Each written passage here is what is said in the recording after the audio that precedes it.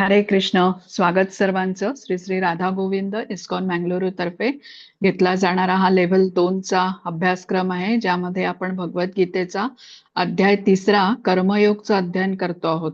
तर वर्गाची सुरुवात आपण मंगलाचरणने करूया. हरे कृष्ण. ओम अज्ञानतिमिरान्धस्य ज्ञानाञ्जनशलाकया चक्षुरुन्मिलितं येन तस्मै श्रीगुरवे नमः. श्रीचैतन्यमनोभीष्टं स्थापितं येन भूतले स्वयं रूप कदा मह्यं ददाति स्वपदान्तिकं. हे कृष्ण करुणा सिन्धो दीनबन्धो जगत्पते गोपेश गोपिका कान्त राधाकान्त नमोऽस्तुते. तप्त कांचन गौरांगी राधे वृंदावनेश्वरी वृषभानुसुते देवी प्रणमामि हरिप्रिये. नमः. ओम विष्णुपदाय कृष्णप्रेष्ठाय भूतले श्रीमते भक्तिवेदांत स्वामिन् इति नामिने. नमस्ते सारस्वते देवे गौरवाणी प्रचारिणे निर्विशेष शून्यवादी पाश्चात्य देशतारिणे. जय श्री कृष्ण चैतन्य प्रभु नित्यानंद श्री अद्वैत गदाधर श्रीवासादि गौर भक्त वृंद. हरे कृष्ण कृष्ण कृष्ण हरे हरे हरे राम राम राम हरे हरे.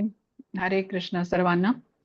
तर सर्वात प्रथम आपण श्रीला प्रभुपाद यांना साष्टांग प्रणाम करूया, ज्यांनी आपल्याला समजेल अशा शब्दामध्ये भगवद्गीता आपल्याला समजावून सांगितली आणि त्यांनी लिहिलेल्या या साध्या सोप्या भाषेमुळे भगवद्गीतेसारख्या ग्रंथाचं अध्ययन आपण करू शकलो. श्रीला प्रभुपाद यांनी अनेक ग्रंथ लिहिले, पण त्यांची विशेषता म्हणजे त्यांची साधी सोपी भाषा. म्हणजे ग्रंथाचा अर्थ कितीही गहन असला, त्यांनी अत्यंत सुगम अशा आपल्या सरळ सोप्या भाषेमध्ये आपल्याला तो समजावून सांगितलाय. तर प्रथम त्यांचे आशीर्वाद घेऊन वर्गाला सुरुवात करूया. मग श्री श्री राधा गोविंद इस्कॉन मंगळुरूचे अध्यक्ष नामनिष्ठ दास प्रभूजी यांना सादर प्रणाम, ज्यांनी हा अभ्यासक्रम आपल्या सर्वांच्यासाठी बनवला, झूमच्या द्वारे उपलब्ध करून दिला आणि त्यामुळे घरी बसल्या या संधीचा आपण लाभ घेऊ शकलो. अन्वय माताजींना प्रणाम करते, ज्यांनी भगवद्गीता मला शिकवली, श्लोकांचा अर्थ समजावून सांगितला, तसंच माझा अभ्यास सुरू राहावा म्हणून माताजींनी मला खूप प्रोत्साहन दिलं. माझ्या को-होस्ट मिनल माताजी, महानंदा माताजी दोघींनाही प्रणाम. उपस्थित सर्व भक्तांना परत एकदा प्रणाम आणि सर्वांचं खूप स्वागत. तर आपण अध्याय 3 कर्मयोगाचं अध्ययन आपण करतो आहोत. आपण कर्मयोग म्हणजे जाणून घेतलेला आहे की कर्माच्या द्वारे भगवंतांच्या बरोबर जोडून घेणं. योग म्हणजे भगवंतांच्या बरोबर जोडून घेणं, आणि जेव्हा कर्माच्या द्वारे आपण भगवंतांच्या बरोबर जोडून घेतो त्यावेळेला तो कर्मयोग होतो. आता कालच्या भागामध्ये आपण हे समजून घेतलेलं आहे की कर्म करणं हे कर्म त्यागण्यापेक्षा श्रेष्ठ आहे. कर्म आपण कृष्णांच्या बरोबर जोडून घेतल्याने हा कर्मयोग होतो, आणि कर्मयोग हा कर्म संन्यासापेक्षा श्रेष्ठ आहे. कारण कर्मसन्यास किंवा कर्म न करता आपण एक क्षणही राहू शकत नाही आपल्यापैकी कोणी. आता श्वास घेणं हे पण एक कर्मच आहे. आपल्या शरीराच्या गरजा असतात, तहान, भूक, झोप इत्यादी पण कर्मच आहेत, जी केल्याशिवाय आपल्यापैकी कोणीच राहू शकत नाही. म्हणजे कर्म तर आपल्याला करावीच लागतात, पण कर्म केली की त्याची प्रतिक्रिया म्हणजे कर्मफळही प्राप्त होतं. चांगल्या कर्माचं चांगलं फळ, वाईट कर्माचं वाईट फळ प्राप्त होतं, आणि ते भोगण्यासाठी अजून एक शरीर आपल्याला मिळतं. परत आपण चांगली वाईट कर्म करतो, परत फळ भोगण्यासाठी आपल्याला जन्म घ्यावा लागतो. म्हणजे जन्म मृत्यूचं हे चक्र असंच सुरू राहतं. मग कृष्णांनी या जन्म मृत्यूच्या चक्रातून बाहेर पडायचं असेल आपल्याला, तर उपाय सांगितला की कर्म कृष्णांच्या आनंदासाठी आपल्याला करायला हवीत आणि कर्माचं फळ कृष्णांना अर्पण करायला हवं. म्हणजे निष्काम भावाने ही कर्म केली जावीत. यालाच आपण निष्काम कर्मयोग असं म्हटलेलं आहे. आणि जे केल्याने कर्माचं बंधन आपल्याला लागत नाही, कारण कर्मफळ ही कृष्णांना अर्पित असतात. तसंच कृष्णांच्या आनंदासाठी कर्म केल्याने आपली हळूहळू चित्तशुद्धी होते आणि क्रमशः आपण प्रगती करतो आध्यात्मिक मार्गावरती. तर त्यासाठी हा निष्काम कर्मयोग आपल्या खूप हिताचा आहे. दैनंदिन जीवनात अशी कर्म जी आपण कृष्णांच्या बरोबर जोडू शकतो, अशा कर्माचं प्रमाण आपल्याला नित्य वाढवलं पाहिजे. आणि जी कर्म आपण कृष्णांच्या बरोबर जोडू शकत नाही, म्हणजे भौतिक स्वरूपाची जी कार्य असतात, टीव्ही बघणे, नाटक, cinema, social media, party, shopping, हॉटेलात जाणे, प्रेक्षणीय स्थळांना भेट देणे इत्यादी भौतिक स्वरूपाच्या गोष्टी आपल्या दिनचर्येमधून कमी करत गेल्या पाहिजेत. त्यानंतर आपण समजून घेतलं की प्रत्येक सजीवासाठी ज्या जीवनावश्यक गोष्टी आहेत, हवा, पाणी, सूर्यप्रकाश, अन्नधान्य, भाजीपाला, फळं इत्यादी, याचा पुरवठा भगवंतांकडून आपल्याला देवदेवतांच्या माध्यमातून होतो. या जीवनावश्यक गोष्टी आपण तयार करू शकत नाही. त्यांच्यासाठी आपण पूर्णपणे भगवंतांवर अवलंबून असतो आणि याबद्दलची कृतज्ञता व्यक्त करण्यासाठी आपण यज्ञ करतो. म्हणजेच श्री विष्णू किंवा श्रीकृष्ण यांच्या आनंदासाठी आपण कर्म करतो आणि ज्या वस्तू आपल्याला प्राप्त झाल्या आहेत त्या भगवंतांनीच उपलब्ध करून दिल्या आहेत हे जाणून त्यांचा उपयोग आपल्या स्वतःच्या सुखासाठी न करता भगवत सेवेसाठी करतो. म्हणजेच आपण म्हटलं आपण यज्ञ करतो. आता आपण कलियुगामध्ये आहोत आणि या युगासाठी कलियुगासाठी हरिनामाचं संकीर्तन हा युगधर्म मानण्यात आलेला आहे. कलियुगासाठी आपल्याला हा आपला धर्म सांगितलाय किंवा यज्ञ सांगितलेला आहे. आता आपण आज जे आहेत 15व्या श्लोकापासून सुरुवात करतोय. तर आपण जाऊ स्लाइड घेऊ पहिल्यांदा ती स्क्रीनवरती. स्लाइड दाखवून द्या ना, एकदा चार्ट दाखवून द्या ना माताजी. हा दाखवते, थांबा.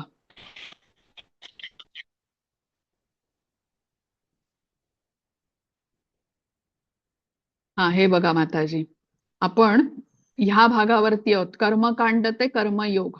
आज आपण हा भाग पूर्ण करू. 16 आपले श्लोक पूर्ण झाले की, आणि त्याच्यानंतर मग आपण अर्जुनाचा जो प्रश्न होता युद्ध न करण्याचं, एक त्याने कारण दिलं होतं की कौटुंबिक परंपरा नष्ट होतील, त्यावरचं मार्गदर्शन आता पुढे 17व्या श्लोकापासून कृष्णांनी केलेलं आहे. आता आपण हा आजचा श्लोक घेऊ, 15वा.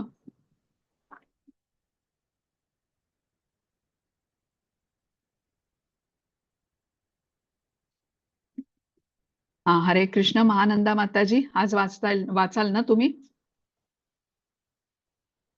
होय माताजी, हरे कृष्ण. हरे कृष्ण.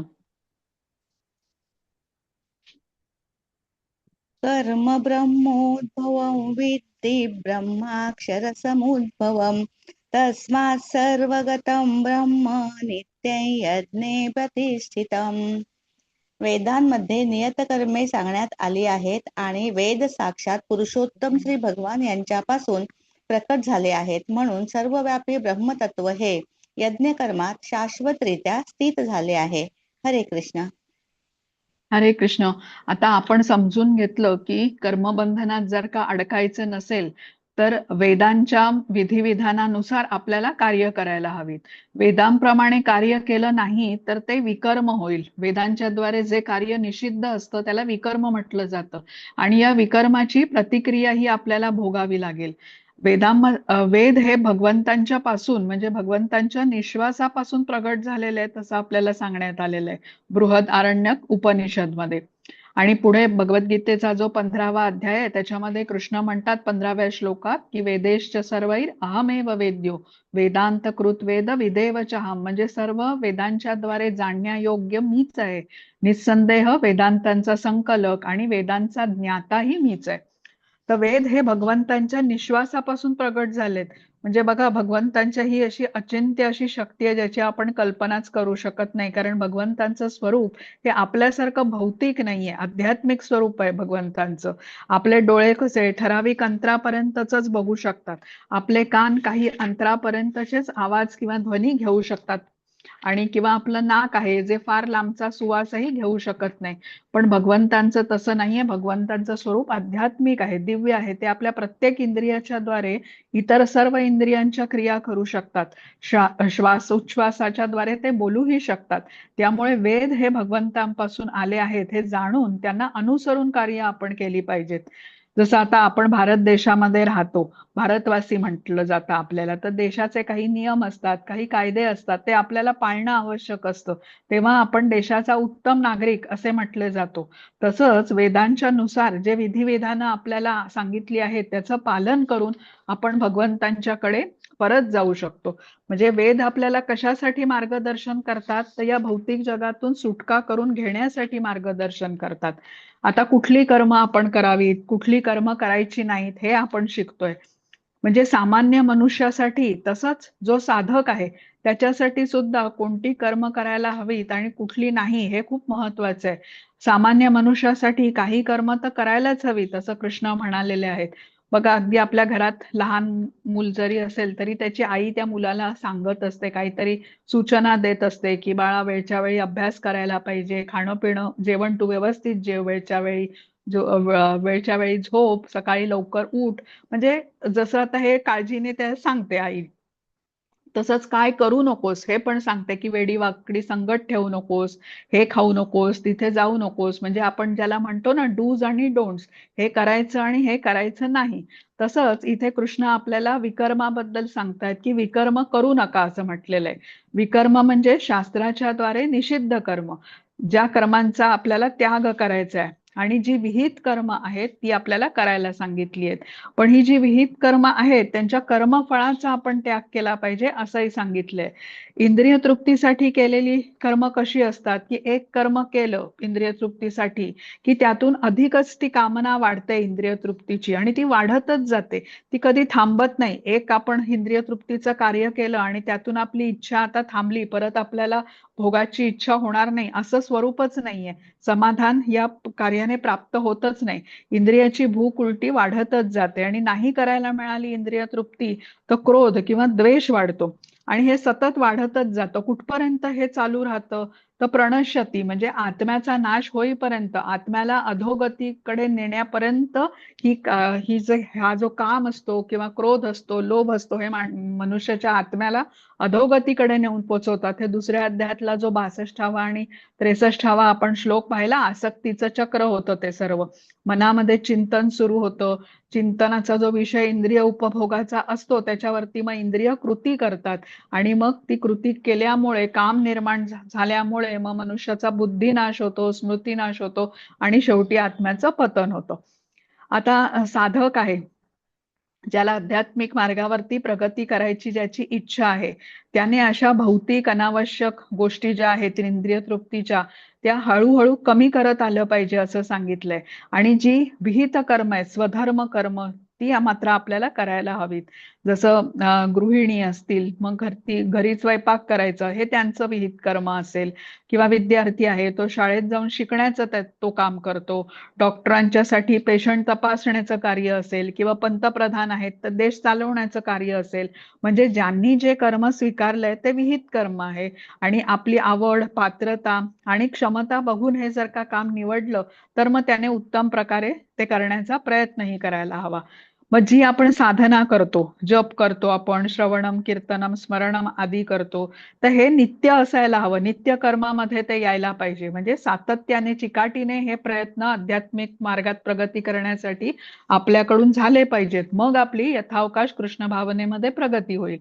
जसं आता कोणी शालेय विद्यार्थी असेल आणि तो आईला म्हणाला की मी 10 मिनिटं अभ्यास केला, मग आहे का त्याच्यासाठी पुरेसा? तर नक्कीच नाहीये. म्हणजे उगीचच अभ्यास केल्यासारखा त्याने केलंय, पण त्याने प्रगती त्याची होणार नाही. तसंच आपण आपली जी साधना आहे ती यंत्रवत न करता आपल्याला एकाग्रतेने मनपूर्वक ती केली पाहिजे आणि दिवसेंदिवस ती वाढवली पाहिजे. आता आतापर्यंत आपण काय समजून घेतलं की जी विकर्म आहेत शास्त्रांच्या द्वारे, जी निषिद्ध कर्म आहेत म्हणजे इंद्रिय तृप्तीची कर्म, ती आपल्याला टाळायला हवीत आणि स्वधर्म कर्म आपल्याला करायला हवीत.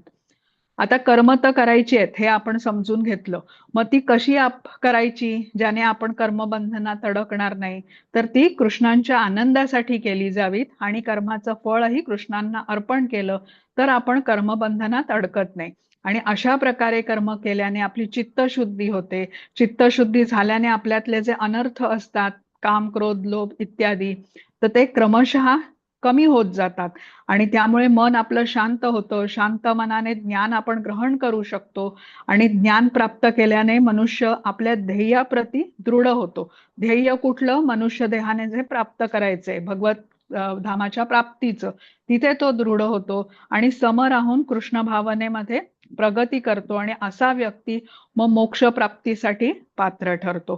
तर हे आपण दुसऱ्या अध्यायातला जो 50वा श्लोक होता, योग हा कर्मसु कौशलम, म्हणजे योग हे कर्माचं कौशल्य आहे. योग म्हणजे आपण काय समजून घेतलं? कृष्णांशी जोडून घेणं. आणि ते कसं करता येईल? तर ते तिसऱ्या अध्यायातला जो 9वा श्लोक होता तदर्थम कर्म कौंतेय मुक्त संग समाचर. म्हणजे आपल्या नियत कर्माचं पालन श्री विष्णूंच्या संतोषार्थ कर आणि या प्रकारे तू कर्मबंधनातून मुक्त राहशील. प्रत्येक कर्म करण्याच्या मागे कौशल्य असतं. जसं आता गाडी चालवणं हे ड्रायव्हरचं कौशल्य आहे, तसंच कर्म कशा प्रकारे करावं तर योग करावा, म्हणजे भगवंतांच्या बरोबर जोडून घ्यावं हे आपल्याला सांगितलंय. आता पुढचा बघू आपण. हरे कृष्ण माताजी. हरे कृष्ण. एवं प्रवर्तितै चक्रन्नानुवर्तयति हयः अघायुरिंद्रिया रामो मोहं पार्थ स जीवति. हे पार्थ, वेदांद्वारे प्रस्थापित चक्राचे आपल्या जीवनामध्ये पालन न करणारा मनुष्य निश्चितपणे पापी जीवन जगत असतो. असा मनुष्य केवळ इंद्रिय तृप्तीकरिताच जगत असल्याने व्यर्थच जीवन जगतो. हरे कृष्ण. हरे कृष्ण. आता इथे यज्ञचक्राबद्दल सांगितलंय. आधी एक कालच्या आपण जो भाग बघितला ना त्याच्यामध्ये ती स्लाइड होती, ती मी घेते स्क्रीनवरती म्हणजे आपल्याला समजायला सोपं जाईल. बघा इथे जे दाखवलंय ना हे यज्ञचक्र किंवा त्यागाचं चक्र दाखवलंय. तर भगवंतांनी आपल्याला जे काही दिलंय, शरीर, बुद्धी, इंद्रिय, अन्नधान्य, भाजीपाला, ही सर्व भौतिक संसाधनं यांचा उपयोग त्यांच्या सेवेत आपल्याला करायला हवा. आता या यज्ञचक्रामध्ये तुम्ही बघितलं ते या चक्राचा आरंभ कृष्ण आहेत आणि अंतही कृष्ण आहेत. म्हणजे आपण बघितलं तर बघा इथे हे जे चित्र आहे भगवान असं लिहिलेलं आहे. आता भगवान म्हणजे श्रीकृष्णांच्या पासून आपण म्हटलं निश्वासातून वेद तयार झाले. वेदांच्या प्रमाणे व्यक्तीने कार्य केलं. जसं आता हा शेतकरी आहे, हा शेतीचं काम करतो आहे, हा त्या वेदांच्या नुसार त्याचा विहित कर्म करतोय. विहित कर्म केल्याने देवदेवता आधी प्रसन्न होतात. म्हणजे प्रसन्न झाले देवदेवता की पृथ्वीवर काही कमी पडू देत नाहीत. त्यामुळे पर्जन्यवृष्टी होते. पर्जन्यवृष्टीमुळे धान्य उगवतं. आता हे उगवलेलं धान्य शिजवून या अन्न प्रथम भगवंतांना अर्पण केलं आणि मग आपण खाल्लं तर या कर्माच्या बंधनातून आपण मुक्त होतो. म्हणून याला त्यागाचं चक्र किंवा यज्ञाचं चक्र म्हटलेलं आहे. श्रीकृष्णांपासून सुरुवात होते या चक्राची आणि अंतही श्रीकृष्णांवरच होतो. म्हणजे जी काही आपल्याला इथे भौतिक संसाधनं दिली गेलेली आहेत, हवा, पाणी, सूर्यप्रकाश, अन्नधान्य, भाजीपाला, ही सर्व कृष्णांनी आपल्याला दिलेली आहेत आणि त्याचा वापर कृष्णांच्या सेवेसाठी व्हायला हवा. असं आपण केलं तर आपण कर्मबंधनातून मुक्त होतो. म्हणजे ही इथे जी सर्व योजना आहे ना ही भगवंतांची आहे. इथे आपण काहीच होत नाही. आता कधी आपण कुठल्या शोरूम मध्ये जातो बघा, मार्केटमध्ये किंवा एअरपोर्ट वरती असे दरवाजे असतात काचेचे, की आपण त्या दरवाजाच्या जवळ पोहोचलो ना की ते आपण उघडतात, परत आपण आत गेलो की ते आपण बंद होतात. किंवा कधी एखाद्या ठिकाणी तुम्ही वॉशिंग मशीन वॉश बेसिन बघितलं असेल की आपण त्या नळाच्या खाली हात नेले की आपण नळातून पाणी येऊ लागतं. तर ह्या गोष्टी कशा आपण होत नाहीत, ते सेन्सर त्याच्यामध्ये असतो, त्याद्वारे ते सर्व कार्य होत असतं. तसंच आता ही आपली भौतिक प्रकृती, त्याच्यामध्ये जे काही होतं ते भगवंतांच्या नियंत्रणाखाली होत असतं. आता फुलं उमलतायत, धान्य उगवतं आहे, पाऊस पडतो आहे, सूर्य उगवतोय, ही सर्व काही घटना आपण होत नाहीत. ही योजना भगवंतांची आहे. तसंच भगवत धामात परत जाण्याची जी व्यवस्था आहे ही भगवंतांच्याकडून केली गेली आहे. आपण समजून घेतलं ना की भौतिक जगाची रचना, भौतिक सृष्टीची रचना महाविष्णूंच्या द्वारे का झाली आहे. तर या बद्ध जीवाला इथे संधी दिली जाते की या शरीराचा वापर करून भगवत धामामध्ये जाण्यासाठी, म्हणजे एक कृष्ण भावना भावित जीवनाचा स्वीकार करून भगवत धामाकडे तो जीव अग्रेसर होऊ शकतो. त्यासाठी ही सृष्टी तयार केली गेलेली आहे. आता अज्ञानाने प्रभावित असलेल्या बद्ध जीवांसाठी भगवंतांनी केलेली ही योजना आहे असं म्हणूया. आणि त्यासाठी सर्व जीवांना समजावं म्हणून हा भगवद्गीतेचा उपदेश आहे. आता हा उपदेश मान्य करण्यासाठी आपल्याला प्रथम आपण आणि भगवंत, म्हणजे जीव आणि भगवंत यांच्यामध्ये भेद काय आहे, भगवंतांचं स्वरूप आपल्यापासून कसं वेगळं आहे, ते कसे श्रेष्ठ आहेत आपल्यापासून, हे आपल्याला समजून घ्यावं लागेल. आणि जीव आणि भगवंत यांच्यामधला संबंध हा शाश्वत आहे हे आपल्याला मान्य करावं लागेल. आता जीव हा भगवंतांचा अंश आहे आणि कसा आहे, भगवंत हे पूर्ण आहेत, विभू म्हटले जातात, सर्व सृष्टीचे ते उत्पत्ती करता आहेत, म्हणून भगवंतांचा साक्षात भगवान म्हणून स्वीकार करण्यात आलेला आहे. आता जसं गुरु असतो बघा, जसे गुरु असतात, ते ज्ञान देतात शिष्याला, आणि हा जो शिष्य असतो तो गुरुवरती पूर्ण अधीन असतो त्याच्या प्रगतीच्यासाठी. तसंच सर्व जीव जे असतात ना ते सदैव भगवंतांच्या वरती अधीन असतात, आश्रित असतात. पण अज्ञानामुळे हे आपण जाणू शकत नाही. आणि त्यासाठीच भगवद्गीतेचा उपदेश भगवंतांनी अर्जुनाच्या माध्यमातून आपल्या सर्वांच्यासाठी केला आणि त्याद्वारे भौतिकाच्या बंधनातून मुक्तीचा मार्ग सांगितला. आता समजून घेऊया आपण की आता आपण या भगवद्गीतेच्या वर्गाला येतो आणि इथे जसं आपण हा श्लोक बघत होतो, मी 1 मिनिट तो श्लोक घेते स्क्रीनवरती. हा बघा, हा पुढचा होता. हा आता स्क्रीनवरती बघा आपण चित्र बघतो डोळ्यांनी श्रीकृष्णांचं. त्यानंतर आपण मुखाने हरे कृष्ण बोलू शकतो, कानाने आपण ऐकू शकतो भगवद्गीतेचा उपदेश, श्लोक ऐकतो. तर ही जी शक्ती आहे ना ही केवळ भगवंत आपल्याला देतात. केवळ आणि केवळ भगवत कृपेने हे शक्य होतं. आणि एका क्षणात ही शक्ती त्यांनी ठरवलं तर आपल्यापासून भगवंत काढूनही घेऊ शकतात. तर हे समजून आपण भगवंतांच्या प्रती सदैव कृतज्ञ असायला हवं. त्यांनी जे सामर्थ्य आपल्याला दिलेलं आहे त्याचा उपयोग आपण भगवत सेवेसाठी करायला पाहिजे. आपल्या स्वतःच्या सुखासाठी जेव्हा आपण या सर्व गोष्टींचा उपयोग करतो ना ते आपल्याला कर्मबंधनामध्ये अडकवतं. आता पुढचा बघू. हा, हरे कृष्ण माताजी. हरे कृष्ण. यस्त्वात्मरतिरेव स्यात् आत्मतृप्तश्च मानवः आत्मन्नेव च संतुष्टस्तस्य कार्यं न विद्यते. परंतु जो आत्म्यातच रममाण झाला आहे, ज्याचे जीवन आत्मसाक्षात्कारी आहे आणि जो पूर्णपणे संतुष्ट होऊन आत्म्यामध्ये समाधानी आहे, त्याला काही कर्तव्य राहत नाही. हरे कृष्ण. हरे कृष्ण. आता प्रकृतीची ही व्यवस्था सुरळीतपणे अखंडित सुरू राहावी म्हणून भगवंतांनी देवदेवतांना नियुक्त केलंय. जसं आता सूर्यदेव प्रकाशाचं नियंत्रण करतो, वरुण देव पावसाचं करतो. म्हणजे हे सर्व भगवंतांच्या आदेशानुसार त्यांच्या अधिपत्याखाली कार्य करतात. आणि हे कार्य करण्यासाठी देवदेवतांना शक्ती ही भगवंतांच्या तर्फेच प्रदान करण्यात आलेली असते. आता हे ज्ञान घेऊन याचा स्वीकार करून जो कृष्ण भावनेचा स्वीकार करतो तो या कार्यामध्ये समाधानी राहतो. आणि असं केल्याने त्याला कुठली कर्तव्य राहत नाहीत.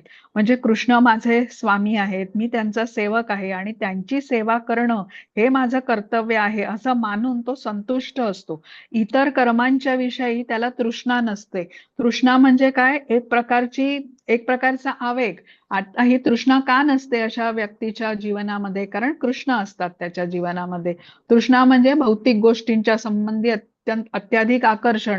संपत्ती पाहिजे, सत्ता पाहिजे, पद पाहिजे, यश पाहिजे, मान सन्मान पाहिजे, याबद्दल हे जे आकर्षण त्याला नसतं. भगवंतांची सेवा कार्य करण्यात तो आनंदी असतो. आता भौतिकामध्ये जी मनोरंजनाची साधनं असतात, नाटक, सिनेमा, सोशल मीडिया, पार्टी इत्यादीमध्ये त्याला रस नसतो. पण शास्त्राचं वाचन करणे, श्रवणम कीर्तनम करणे यामध्ये त्याला रुची असते. म्हणून आत्मन्येव संतुष्ट म्हटलेलं आहे. म्हणजे केवळ स्वतःच्या आत्म्यामध्येच तो संतुष्ट असतो. दुसऱ्याकडून संतुष्टी मिळेल असं तो कशावरही अवलंबून नसतो. तर भगवंतांच्या सेवेत आत्म्याला जोडून घेण्यात त्याला संतुष्टी मिळत असते. म्हणजे पूर्णपणे कृष्ण भावना भावित झाल्याने आता त्याला इतर कर्तव्य उरत नाहीत. इतर कर्तव्य तेव्हापर्यंतच आहेत जोपर्यंत भौतिक इच्छा आहेत. म्हणून शरीर आणि शरीराच्या संबंधी नाती, शरीरासाठी सुखसोयी प्राप्त करण्यासाठी त्याला कर्म करावं लागतं. पण जेव्हा मनुष्य पूर्णपणे कृष्ण भावना भावित होतो, म्हणजे केवळ शरीर ठेवण्यापुरत्याच त्याच्या गरजा असतात, इतर तो पूर्णपणे कृष्णांना समर्पित असतो, तेव्हा त्याला इतर कुठली कर्तव्य उरत नाहीत, हे इथे सांगितलंय. पण असं असलं तरी इतरांपुढे आपलं उदाहरण राहावं म्हणून तो आपली नियत कर्तव्य करत राहू शकतो, असंही कृष्ण म्हणालेत. म्हणजे एक आदर्श स्थापित करावा इतरांच्या समोर म्हणून तो भौतिक कर्तव्य करत राहू शकतो. पण आता इथे आपल्याला काय समजायला पाहिजे की आता आपण कृष्ण भावना स्वीकारलेली आहे म्हणून भौतिक कर्तव्य, जबाबदाऱ्या याचा त्याग आपल्याला करायचा नाही, हा अर्थ आपण घ्यायचा नाही. हे जे आपण समजून घेतलं ना हे पूर्णपणे कृष्ण भावना भावित झालेल्या व्यक्तीसाठी आहे. त्याला भौतिक कर्तव्य उरत नाहीत असं म्हटलेलं आहे. जराही भौतिक इच्छा ज्याच्या मनात नाहीत अशा ही जी शुद्ध अवस्था आहे त्याबद्दल म्हटलेलं आहे, जो पूर्णपणे कृष्ण भावना भावित आहे. आपल्याला ही दोन्ही कर्तव्य आपल्याला करायचीच आहेत. भौतिक कर्तव्य, जबाबदाऱ्या जी काही आहेत त्या आपल्याला सांभाळायच्या आहेत आणि ते करत असताना आध्यात्मिक कर्तव्य म्हणजे कृष्ण भावनेशीही आपल्याला जोडून राहायचंय. आता 18वा. हरे कृष्ण. हरे कृष्ण. नैव तस्य कृतेनार्थो नाकृते नेह कश्चन न चास्य सर्वभूतेषु कच्चिदर्थव्यपाश्रयः. आत्मसाक्षात्कारी मनुष्याला आपले विहित कर्म करून कोणताही हेतू प्राप्त करावयाचा नसतो. तसेच या प्रकारचे कर्म न करण्याचेही त्याला काही कारण नसते. त्याच वेळी त्याला इतर प्राणीमात्रांवर अवलंबून राहण्याचीही काही आवश्यकता नसते. हरे कृष्ण. हरे कृष्ण. आता कृष्ण भावना भावित व्यक्तीला कृष्ण भावनेच्या शिवाय इतर विहित कर्माचं बंधन नसते. आपण समजून घेतलं आधीच्या श्लोकामध्ये. पूर्णपणे कृष्ण भावना भावित व्यक्ती जे काही करतो तेच त्याचं कर्तव्य असतं. कारण तो शरीराची कर्तव्य शरीर ठेवण्यापुरतच करत असतो. इतर वेळी तो आत्म्याची कर्तव्य करतो. कृष्ण भावना भावित कर्माच्या विना इतर कोणतीही विहित कर्म करण्याचं त्याला बंधन उरत नाही. जे काही करतो ते कृष्ण भावना भावितच कार्य करतो. ते म्हणजे तेच त्याचं कर्तव्य असतं आणि ते त्याच्यासाठी पुरेसं असतं. जेव्हा मनुष्य त्यावेळेला स्वतःमध्ये आत्मसंतुष्ट असतो आणि इतर कोणी व्यक्ती देवदेवता यांचा आश्रय तो घेत नाही. म्हणजे एक शुद्ध भक्ताची जी स्थिती आहे, पूर्णपणे ज्याला आत्मसाक्षात्कारी म्हणूया, अशा मनुष्यासाठी ही स्थिती सांगितलेली आहे. आणि आपण समजून घेतलं की आपण अजून साधक आहोत, आपण या स्थितीला पोचलेलो नाहीये. आपल्याला दोन्ही कर्तव्य ही करायचीच आहेत. आता 19वा बघूया. हरे कृष्ण. हरे कृष्ण. तस्मादसक्तः सततं कार्यं कर्म समाचर असक्तो याचरन् कर्म परमाप्नोति पुरुषः. म्हणून कर्मफळांवर आसक्ती न ठेवता मनुष्याने कर्तव्य म्हणून कर्म केले पाहिजे.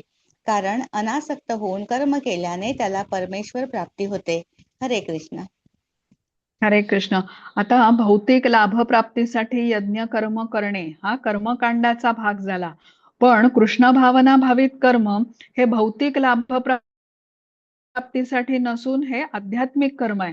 कारण ही कर्म कृष्णांच्या आनंदासाठी आहेत आणि कर्माचा लाभही कृष्णांना अर्पण केलेला असतो. भक्ताला स्वतःच्या लाभाची आसक्ती नसते. तर इथे कृष्ण अर्जुनाला आता कर्मकांडापासून कर्मयोगापर्यंत नेत आहेत. कृष्ण भावना भावित कर्म हे इतर भौतिक शुभ अशुभ कर्मांच्या पलीकडे असणारं दिव्य कर्म आहे.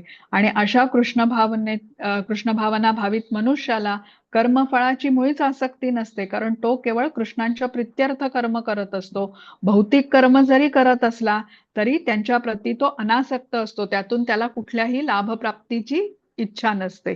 आता पुढे बघू आपण, त्याच्यामध्ये आपल्याला अजून समजेल आता 20व्या श्लोकामध्ये. हरे कृष्ण. हरे कृष्ण.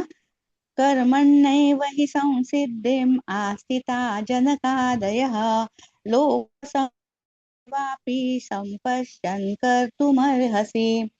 जनक आदी राजाने केवळ नियतकर्म करून सिद्धी प्राप्त केली, म्हणून सामान्य लोकांना शिकवण्याकरता तू आपले कर्म करणेच योग्य आहे. हरे कृष्ण. हरे कृष्ण. आता जनक राजांचं उदाहरण इथे घेतलेलं आहे. जनक राजा मिथिलेचे राजा होते आणि त्यांची कन्या म्हणजे सीता किंवा जानकी. आता जनक राजांना जनक विदेह असंही म्हणत असत. विदेह म्हणजे काय, तर जो शरीराकडे अनासक्त आहे म्हणून जनक विदेह. आणि सीतेचं नावही वैदेही असं होतं त्यासाठी. आणि मिथिला नगरीचं विदेह नगरी असं म्हणून ओळखली जायची. आता हे जे जनक राजा होते त्यांनी आपल्या विहित कर्माचं आचरण केलं, जरी ते आत्मसाक्षात्कारी होते, म्हणजेच पूर्णपणे कृष्ण भावना भावित होते. पण सामान्य जनतेला म्हणजे त्यांच्या प्रजेला उदाहरण घालून देण्यासाठी त्यांनी विहित कर्माचं आचरण केलं. एक आदर्श राजा होते ते. कर्मयोगाचं पालन ते करीत असत. आणि देहधारी जीवांच्या सारखं शारीरिक स्तरावरती न जगता आत्म्याच्या स्तरावरती ते जगत होते. पूर्णपणे आत्मसाक्षात्कारी होते. म्हणूनच जनक विदेह असं त्यांना म्हणत असत. भगवंतांचे महान असे भक्त होते. शुद्ध भक्त या स्तरापर्यंत ते प्रगत होते. भगवत भक्तीमध्ये पूर्णपणे रममाण होते. तसंच जसे राजा जनक होते तसेच युधिष्ठिर महाराजही होते. कृष्णांनी त्यांना राज्य चालवायला सांगितलं म्हणून ते राजा बनण्यास तयार झाले. जेव्हा त्यांना राज्य सोडायचं होतं तेव्हा त्यांनी राज्याचा त्याग केला. म्हणजे भगवंतांच्या इच्छेनुसारच राहिले. स्वतःचा लाभ, स्वतःची इच्छा न बाळगता भगवंतांच्या आनंदासाठी त्यांनी राज्य केलं. तर भौतिक जगामध्ये बघा आपण बघतो ना, हे 3 अनर्थ असतात, काम, क्रोध आणि लोभ. हे आपल्याला स्वतःच्या इच्छेनुसार राहायला प्रेरित करतात. आपण ही जी उदाहरणं बघितली ना, हे जनक राजा किंवा युधिष्ठिर महाराज हे भगवंतांच्यासाठी समर्पित होते. भगवंतांच्या सेवेच्या व्यतिरिक्त त्यांची स्वतःची कुठलीही इच्छा नव्हती. पण भौतिक जगामध्ये जे 3 अनर्थ असतात ना, काम, क्रोध, लोभ, ते आपल्याला स्वतःच्या सुखासाठी कार्य करायला प्रवृत्त करतात. कामामुळे आपल्यामध्ये भोग करण्याची इच्छा येते. क्रोधामुळे आपल्यामध्ये इतरांचं नियंत्रण करण्याची इच्छा येते आणि लोभामुळे आपल्यामध्ये स्वामित्व गाजवण्याची इच्छा येते. आता अनेक उदाहरणं आपण कथा ज्या बघितल्या आहेत लेव्हल 1 मध्ये, त्याच्यावरून आपल्याला माहिती आहे. विश्वामित्र ऋषी होते, त्यांच्यामध्ये काम आला, त्यामुळे ते विचलित झाले, मेनकेकडे आकर्षित झाले. दुर्वासा ऋषी आणि अमरीश महाराजांची कथा तुम्ही बघितली आहे, ते एकादशी व्रताची. त्याच्यामध्ये दुर्वासा मुनी जे आहेत ते क्रोधामुळे अमरीश राजावरती नियंत्रण करायला बघत होते. त्याच्यानंतर एक कथा तुम्ही दक्ष प्रजापतीची बघितली होती. तर या दक्ष प्रजापतीमध्ये लोभ येतो आणि त्यामुळे स्वामित्व गाजवण्याची त्याच्यामध्ये इच्छा येते की मी प्रजेची उत्पत्ती केलेली आहे, मी प्रजापती आहे. पण हे जे जनक राजा होते ना, ते आत्मसाक्षात्कारी होते. आत्मसाक्षात्कारी म्हणजे काय? ते हे भौतिक जगातले जे अनर्थ आहेत, काम, क्रोध, लोभ, यांना त्यांनी जिंकलेलं होतं. आता कामाचं स्वरूप कसं आहे? जर का कामाची पूर्तता झाली नाही, त्याच्यामध्ये काही बाधा आली तर क्रोध येतो. आणि जरी कामाची पूर्तता झाली तरी याहून अधिक मिळावं अशी इच्छा जी असते ना, त्यामुळे लोभ येतो. म्हणजे या कामामुळेच क्रोध आणि कामामुळेच लोभ तयार होतो. तर काम याला खूप मोठा शत्रू मानला जातो त्यासाठी. आणि काम म्हणजे काय? तर अनियंत्रित इच्छा. शास्त्रांनी जे अयोग्य सांगितलेलं आहे ना, तेच करण्याची इच्छा जी होती ना, त्याला हा काम म्हटलेला आहे. जसं आता रावणाला बघा, सीता हवी होती. सीता ही प्रभू रामचंद्रांची पत्नी होती. मग अशा स्त्रीला माते समान मानलं पाहिजे. पण रावणाच्या मनामध्ये काम होतं आणि या कामाच्या प्रभावाखालीच त्याने सीतेचं अपहरण केलं. दुर्योधनाचं उदाहरण घेतलं तर दुर्योधनाच्या मनामध्ये लोभ होता. पांडवांवर त्याने त्यासाठी अत्याचार केला, राज्य त्यांचं काढून घेतलं आणि याचा शेवट अंत काय होतो हे आपल्याला माहितीये. रावणाचं, दुर्योधनाचं काय झालं हेही आपल्याला माहितीये. म्हणजे काम, क्रोध, लोभाच्या आहारी जे जातात त्यांची अधोगती ही निश्चित असते. तर अशा प्रकारे काम, क्रोध, लोभ हे माणसाला आत्म्याच्या पतनापर्यंत घेऊन जातात. तर हे जे जनक राजा आहेत, युधिष्ठिर महाराज आहे, यांनी मात्र काम, क्रोध, लोभ यावरती विजय प्राप्त केला होता आणि आणि सर्वांच्या समोर एक उदाहरण प्रस्तुत करावं म्हणून ते राज्यही करत होते. आपण कसे आहोत? बद्ध आत्मे आहोत आणि त्यामुळे आपल्याला शास्त्रात सांगितलेली कर्तव्यही करावीच लागतात. पण जनक राजा सारखे आत्मसाक्षात्कारी पुरुष आहेत, त्यांना ही कर्तव्य करण्याची गरज उरत नाही. पण तरीही ते राजा आहेत, क्षत्रिय आहेत, म्हणून सर्वांच्या समोर आपलं उदाहरण ठेवण्यासाठी, सर्वांना प्रेरणा मिळावी म्हणून ते म्हणजे हे राजाचं कार्य करत राहतात. क्षत्रिय धर्माचं पालन करत राजाची कर्तव्य ते करत राहतात. आणि भौतिक जगाविषयी त्यांना कणभरही आसक्ती नसते, कारण ते पूर्णपणे कृष्ण भावना भावित असतात. पण सामान्य लोकांनी कसं जीवन जगावं त्यासाठी ते कर्तव्य करत राहतात आपली राजा म्हणून. आपण जसं म्हणतो ना, यथा राजा तथा प्रजा. म्हणजे जसं राजा जर का योग्य प्रकारे आपली कर्तव्य करेल तर प्रजाही त्याच प्रकारे जबाबदारीने कर्तव्य असतं. तर आता पुढचा बघू श्लोक आपण. हरे कृष्ण. यद्यदाचरति श्रेष्ठस्तत्तदेवेतरो जनः स यत्प्रमाणं कुरुते लोकस्तदनुवर्तते. श्रेष्ठ पुरुष जे जे करतो त्याचे अनुसरण सामान्य जन करतात. आपल्या अनुसरणीय कृत्याने तो जे जे आदर्श घालून देतो त्यानुसार संपूर्ण जग कार्य करते. हरे कृष्ण. हरे कृष्ण. तर हा जो श्लोक आहे याच्यामध्ये अर्जुनाचं जो युद्ध न करण्याचं एक कारण होतं, कौटुंबिक परंपरा नष्ट होतील, तर त्यावरती कृष्णांनी केलेलं हे मार्गदर्शन आहे. यत यत आचरती श्रेष्ठ. तर आता कृष्ण इथे अर्जुनाला या श्लोकामध्ये समजवतायत की तू निष्काम कर्म कर, फळाशी आसक्त राहू नकोस.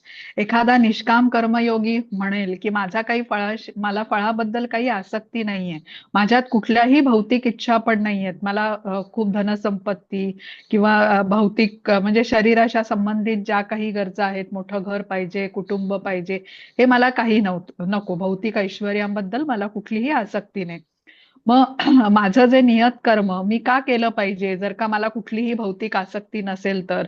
त्यावरती कृष्ण समजावून सांगतात की एखाद्याला भौतिक इच्छा जरी नसली तरी त्याने त्याचं नियत कर्म केलं पाहिजे, कारण इतर लोक जेव्हा आदर्श म्हणून त्याच्याकडे बघतील, हे अर्जुनाला समजवतायत कृष्ण, तसाच तेही वागायचा प्रयत्न करतील. म्हणून निष्काम कर्मयोगीने आपली कर्तव्य न करण्याचं ठरवलं तर ते योग्य असणार नाही. म्हणजे आपल्या समाजासाठी, सामान्य जनांच्या कल्याणासाठी विद्वान लोकांनी, म्हणजे निष्काम कर्मयोगी, भक्तियोगी किंवा जे श्रेष्ठ वैष्णव आहेत, अशांनी हे आचरण आपल्या कर्तव्यांचं केलं पाहिजे, ज्यातून समाजाला प्रेरणा मिळेल आणि लाभ प्राप्त होईल.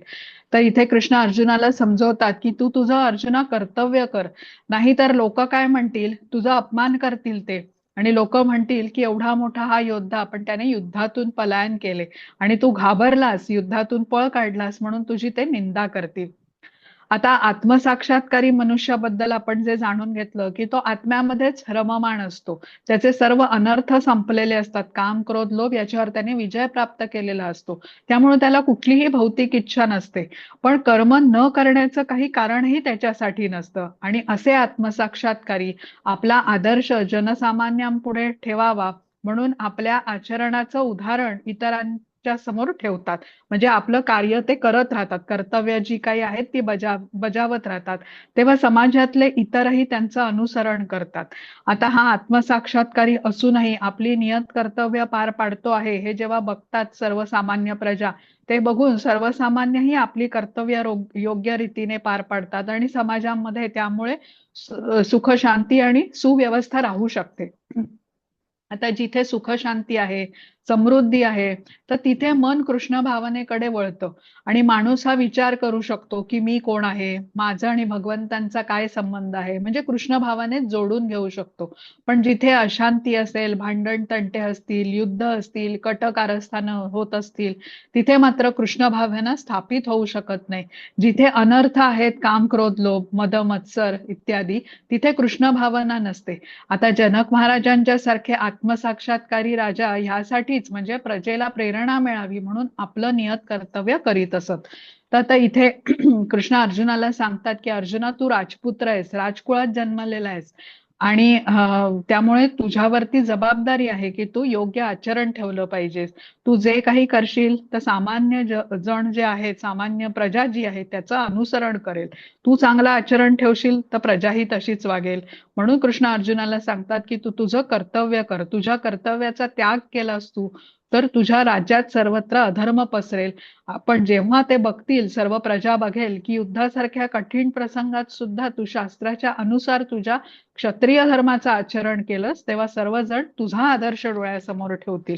आता तर हे आपल्याला समजायला पाहिजे की इथे आपण जो श्लोकामध्ये ज्या सुरुवातीच्या ओळी आहेत बघा, यत यत आचरती श्रेष्ठ, म्हणजे श्रेष्ठ पुरुष जे करतो त्याचं अनुसरण सामान्य जन करतात. तर इथे श्रीला प्रभुपादांनी काय समजवलेलं आहे की आपण कोणा ना कोणासाठी तरी श्रेष्ठ असतो. जरी अगदी आपण कुठले मोठे राजकीय नेते किंवा समाजामधले कुठले श्रेष्ठ वरिष्ठ जरी नसलो, तरी आपल्या कुटुंबामध्ये आपली मुलं आपल्याकडे बघत असतात. आपलाही विचार करा, आपण लहान असताना आपणही आपल्या आई वडिलांच्या, आजी आजोबांच्या अनुसार वागत होतो. म्हणजे आपला विश्वास होता की आपल्या आई वडिलांना, आजी आजोबांना सगळं माहिती आहे. तर आपल्या मुलांच्यासाठी आपण नेहमीच श्रेष्ठ असतो हे आपल्याला समजायला पाहिजे. आणि हे समजून म्हणजे आपलं आचरण आपण योग्य ठेवलं पाहिजे. तर इथे जे सांगितलेलं आहे की जीवाची जशी इच्छा असेल कृष्ण भावनेमध्ये जोडून घ्यायची, तर त्याप्रमाणे मग कृष्ण त्याची व्यवस्थापन करतात. आणि ज्यासाठी अर्जुनाला कृष्ण सांगताहेत, जर का तू तुझी इच्छा ठेवलीस की मी माझी कर्तव्य पार पाडेन, तसं प्रजाही तुझी त्याच प्रकारे कर्तव्य पार पाडेल आणि मग इथे सुख, शांती आणि आनंद. त्यामुळे कौटुंबिक परंपरा नष्ट होणार नाहीत. अधर्म कधी पसरेल, ज्या वेळेला कोणीही आपली कर्तव्य पार पाडणार नाहीत. पण अर्जुना, युद्धासारख्या प्रसंगी तू तुझा क्षत्रिय धर्म निभावलास तर इतरही आपलं कर्तव्य पार पाडतील. आता पुढचा बघू आपण.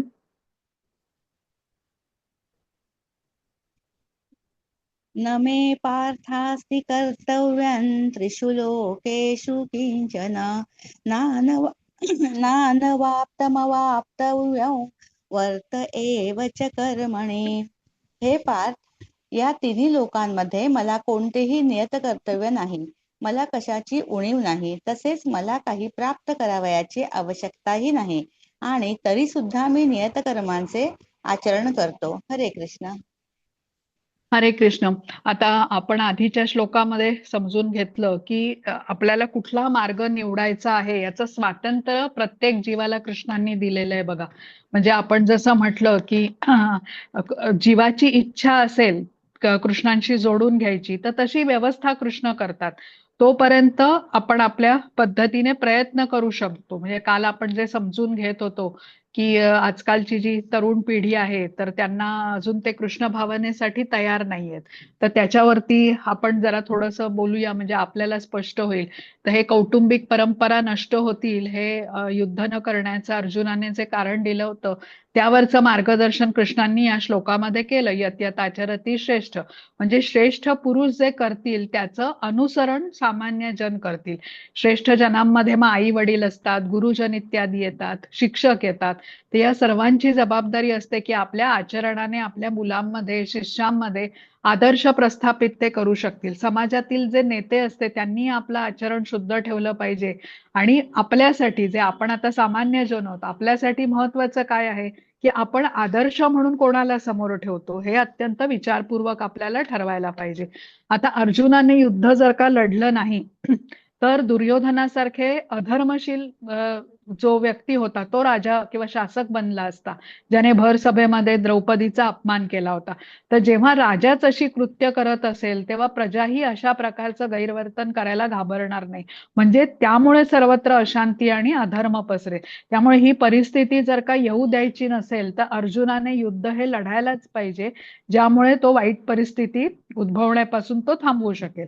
आता काल आपण जे म्हणत होतो ना वर्गाच्या नंतर की कुटुंबातील तरुण पिढी जर का कृष्ण भावनेशी जोडलेली नसेल तर आपल्या कृष्ण भावनेच्या आचरणाने आपण त्यांच्यासमोर आदर्श ठेवतोय हे आपल्याला समजून घेतलं पाहिजे. आपण कृष्ण भावना कोणावरही लादू शकत नाही, पण आपण जे कृष्ण भावनेचं आचरण करतो आहे ही त्यांच्यासाठी एक प्रेरणा आहे आणि पुढे कालांतराने त्याचा ते स्वीकारही करू शकतात. जशी प्रत्येक म्हणजे त्या जीवाची इच्छा असेल तर मग कृष्ण भावनेशी जोडून घ्यायची तर कृष्ण तशी व्यवस्थाही करतात.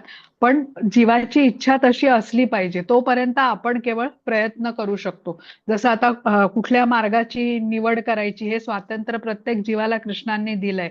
अगदी भगवद्गीतेचं महान ज्ञान पण जेव्हा अर्जुनाला कृष्णांनी सांगितलं तेव्हा ते म्हणाले की यथा इच्छसी तथा करू, म्हणजे हे ज्ञान मी तुला दिलं, आता तुझ्या इच्छेने तू ठरव तुला काय करायचंय, निर्णय तुझ्याकडे.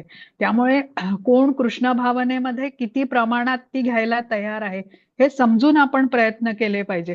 प्रत्येक व्यक्तीची स्थिती प्रकृतीचा कुठला गुण त्याच्यावरती प्रभाव टाकतो त्याप्रमाणे ठरते.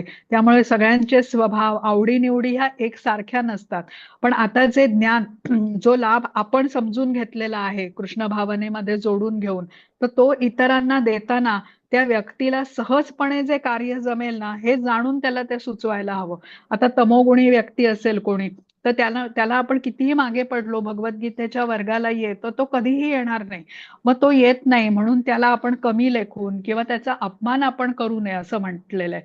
तर कृष्णांच्या मग तो काय करू शकतो हे आपण विचार केला पाहिजे. कृष्णांच्या फोटोला तो नमस्कार करायला तयार आहे का, किंवा बागकाम करून एखादं फुल झाड लावायला तयार आहे का, ज्याची फुलं आता भगवंतांना अर्पण केली जाऊ शकतील, किंवा प्रसाद तयार करण्यासाठी लागणारं जे साहित्य आहे भाजी फळं इत्यादी आणताना त्याची मदत होईल का, म्हणजे त्याचं सहभाग कुठे आपल्याला करून घेता येईल अशा प्रकारे आपण विचार करू शकतो. म्हणजे जे सहज शक्य आहे त्याच्यासाठी ते करता येईल आणि मग क्रमशः ते तो करीत राहिला तर कृष्ण त्याच्यावरती कृपा करतीलच. म्हणजे आपण हलकेच कसं त्याला कृष्ण भावनेमध्ये वळवू शकतो हे आपल्याला प्रयत्न करता येतील.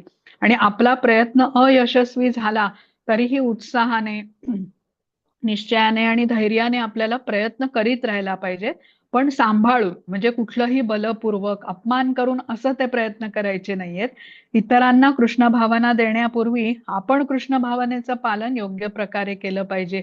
जसं विमानामध्ये बघा अनाउन्समेंट होते ना, विमान उड्डाण करायच्या वेळेला, की ऑक्सिजन कमी झाला तर सगळ्यात पहिला मास्क ऑक्सिजनचा तुम्ही लावून घ्या तुमच्यासाठी, तुमच्या चेहऱ्यावरती, आणि मग इतरांना तो मास्क लावायला मदत करा. तर आपण योग्य प्रकारे ज्या वेळेला कृष्ण भावनेचं आचरण करू, तेव्हा इतरांसाठी आपणही प्रेरणा बनू. जसं आपण या श्लोकामध्ये पाहिलं बघा, हे चित्र जे होतं ना, श्रीला प्रभुपाद इथे सगळ्यात पुढे आहेत, त्यांच्या मागे हे इतर सर्वजण भक्त आहेत. हा, म्हणजे आपलं आचरण श्रेष्ठ असतील तर, म्हणजे गुरूंचं आचरण जर का श्रेष्ठ असेल तर ते शिष्यही त्याचं अनुकरण करतात. तर आपण ज्यांच्यासाठी श्रेष्ठ आहोत, आपण म्हणतो ना तरुण पिढी जी कृष्ण भावनेचा स्वीकार आता करत नाही, कारण रजोगुणाचा तमोगुणाचा त्यांच्यावरती खूप प्रभाव आहे. मग त्यांच्यासाठी आपण कसं काय आचरण ठेवू शकतो, यासाठी हे मी तुम्हाला सांगितलं. आता 22वा बघू आपण. हा, सॉरी, 22वा माताजींनी वाचलेला आहे. तर इथे कृष्ण अर्जुनाला काय सांगतात, की तू योग्य आचरण केलं पाहिजेस अर्जुना. तुझं आचरण तू चांगलं ठेवशील तर प्रजा ही तशीच वागेल. पण तू कर्तव्याचा त्याग केलास तर सर्वजण तेच बघतील आणि आपापली कर्तव्य व्यवस्थितपणे ते करणार नाहीत आणि त्यामुळे अधर्म पसरेल. पण जेव्हा सर्वजण बघतील की युद्धासारख्या कठीण प्रसंगातही शास्त्राच्या अनुसार तू आचरण केलंस, कर्तव्य केलं, तर सर्वजण तुझा आदर्श समोर ठेवतील. आता आपण जरी म्हटलं, जसं राजकीय नेते नसलो तरी आपली मुलं आपल्याकडे बघत असतात आणि आपणही आपल्या लहानपणी आपल्या आई वडिलांकडे, गुरुजनांकडे त्यांना श्रेष्ठ मानून त्यांचं अनुसरण करत होतो. कृष्णांचं उदाहरण घ्या, ते तर परमनियंत्रक आहे, साक्षात भगवान आहेत ते. पण त्यांनाही त्यांना खरं तर कुठलंही कर्तव्य करणं प्राप्त नसतं, पण तरीही त्यांनी सर्व कर्तव्य केली आणि आपलं उदाहरण सर्वांच्या समोर ठेवलं. जसं गोवर्धन पर्वत उचलून त्यांनी गोकुळवासियांचं रक्षण केलं. नंद महाराजांच्या 9 लाख गायींचा सांभाळ ते करत असत. बालक असताना अनेक असुरांचा त्यांनी वध केला आणि इथे कृष्णांच्या अर्जुनाच्या रथाचे सारथी बनले ते. तर अशा प्रकारे कृष्ण आपल्या नियत कर्माचं आचरण करतात आणि भगवंत असूनही, म्हणजे, आणि सर्वांच्या समोर आपलं उदाहरण घालून देतात. तर श्रीमद भागवतम मध्ये नारद मुनींची द्वारकेला भेट असा एक भाग आहे 10व्या स्कंदामध्ये. तर नारद मुनी जेव्हा द्वारकेला भेट देतात तेव्हा ते बघतात की कृष्ण आपल्या 16,108 राजवाड्यांमध्ये स्वतःचा विस्तारित रूपामध्ये वेगळी कर्तव्य करत असताना त्यांनी बघितलेले नारद मुनींनी. मग कुठे ते आपल्या मंत्र्यांशी सल्लामसलत करत होते, कुठे पत्नी बरोबर धार्मिक कार्यात ते व्यस्त होते, कुठे ब्राह्मणांना होते, कुठे तलवारीचे धडे घेत होते, कुठे वडीलधाऱ्यांचं सेवेत ते मग्न होते, कुठे घोड्यावर बसून निरीक्षण करत होते, कुठे आपल्या मुलांच्या बरोबर खेळत होते. म्हणजे साक्षात परमपुरुषोत्तम भगवान असूनही आपली सर्व कर्तव्य त्यांनी बजावली. हा, आता पुढे बघू आपण 29. हरे कृष्ण. यदि वर्तेयं जातु कर्मण्यतन्द्रितः मम वर्त्मानुवर्तन्ते मनुष्या पार्थ सर्वशः. कारण जर मी नियतकर्मांचे पालन काळजीपूर्वक केले नाही तर हे पार्थ सर्व लोक निश्चितच माझ्या मार्गाचे अनुसरण करतील. हरे कृष्ण. हरे कृष्ण. आता बघा, सर्व विधी विधान नियम हे बद्ध जीवांना पाळण्यासाठी बनवलेले आहेत, भगवंतांच्यासाठी ते लागू नाहीयेत. पण ते धर्माची स्थापना करण्यासाठी अवतरित झाले होते कृष्ण, आणि त्यांनी सर्व नियमांचं पालन केलं. कारण सामान्य जन, वरिष्ठ, सामान्य जन जे असतात, सामान्य प्रजा जी असते, ते वरिष्ठांच्या श्रेष्ठांच्या पदचिन्हांचं अनुसरण करतात. म्हणजे शिष्यांच्यासाठी गुरु श्रेष्ठ असतात, मुलांच्यासाठी आई वडील श्रेष्ठ असतात, विद्यार्थ्यांच्यासाठी शिक्षक त्यांचे हे श्रेष्ठ असतात. तर ही जबाबदारी जे ज्येष्ठ आहेत, जे श्रेष्ठ आहेत, त्यांनी ओळखली पाहिजे आणि त्यानुसार आपलं आचरण ठेवलं पाहिजे. जसं आता आपण कृष्ण भावनेचा प्रचार प्रसार करतो, इतरांना कृष्ण भावना देण्याचा प्रयत्न करतो, तेव्हा आपलंही आचरण विनम्र हवं आणि आपल्यामध्ये सहनशीलता हवी, संवेदनशीलता हवी. कारण आपण एक उदाहरण म्हणून इतरांनी लक्षात जर का आपल्याला ठेवायला पाहिजे असेल तर आपलं आचरणही शुद्ध हवं. आपणच जर का अयोग्य वागत असू तर कोणी आपल्याकडून कृष्ण भावनेचा स्वीकार करणार नाही. दुसरा एक महत्वाचा पॉइंट असा की आपण कोणाला कृष्ण भावना देण्याचा प्रयत्न केला, पण तो जर का स्वीकारू शकला नाही, आपण खूप प्रयत्न करूनही, तर समजून घ्यायचं की त्याला अजून थोडासा वेळ आहे कृष्णांशी जोडून घ्यायला. आणि अशा व्यक्तीसाठी आपण प्रार्थना करू शकतो कृष्णांकडे. आणि कृष्ण जे साक्षात भगवान आहेत, त्यांच्यासाठी काहीच अशक्य नाहीये. ते कोणावर कसे कृपा करतील हे काही सांगता येत नाही. तर एक श्रीला प्रभुपाद यांच्या शिष्याने सांगितलेली ही आठवण आहे. तर सुरुवातीला श्रीला प्रभुपाद जेव्हा अमेरिकेला कृष्ण भावनेचा प्रचार प्रसार करायला गेले होते, तर तेव्हा त्यांचे अगदीच मोजके असे शिष्य होते. आणि काही महिन्यानंतर बॉस्टनमध्ये एक पीटर नावाचा तरुण त्यांच्या म्हणजे सामील झाला, सहभागी झाला तिथे. तर हा जो पीटर होता ना, त्याचा स्वभाव फार विचित्र होता. त्या हॉलचं जे प्रवेशद्वार असायचं, त्या प्रवेशद्वाराच्या जवळच भिंतीला पाठ टेकून तो बसत असे आणि असे आपले पाय समोर पसरून तो बसायचा. आणि कधी अशाच परिस्थितीत बसून तो वाचत असायचा कुठलं पुस्तक, कधी तिथेच आडवा तो झोपून टाकायचा. तर त्याच्या अशा वागण्याने सर्वजण खूप अस्वस्थ होते. कोणी नवीन व्यक्ती जेव्हा प्रवेश करत असे, तर सगळ्यात प्रथम या पीटरलाच त्या प्रवेशद्वारावरतीच असाच आडवा तिडवा पसरलेला पाहत असे. आता या पीटरचं काय करायचं, सगळ्यांनाच प्रश्न होता. तर एका वरिष्ठ भक्ताने श्रीला प्रभुपाद यांना पत्र लिहून विचारलं. तर श्रीला प्रभुपादांनी उलटं पत्र लिहिलं त्या भक्ताला आणि विचारणा केली की काय झालं, तुम्ही याचं वागणं सहन करू शकत नाही आहात का? आता सर्व भक्तांनी पीटरचं ते वागणं सहन केलं. मग श्रीला प्रभुपादांनी असं विचारल्यामुळे आणि काही दिवसांनी हा पीटर, त्याच्या त्या अशा वागण्यामुळे सर्वजण आता त्याला क्रेझी पीटर किंवा वेडा पीटर असं म्हणू लागले होते.